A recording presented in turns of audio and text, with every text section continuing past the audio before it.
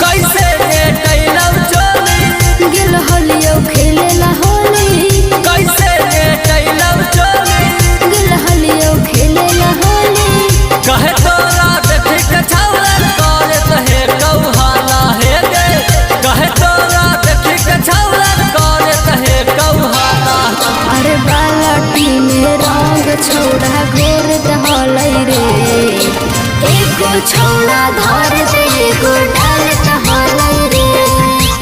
एगो छौड़ा धर दे एगो डाल दहलै रे।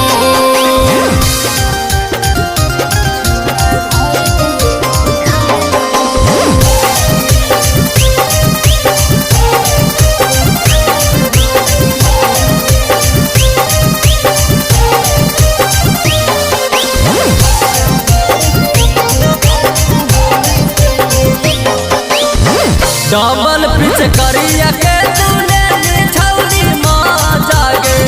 एही से होलिया में तोरा मूड लागौता जागे।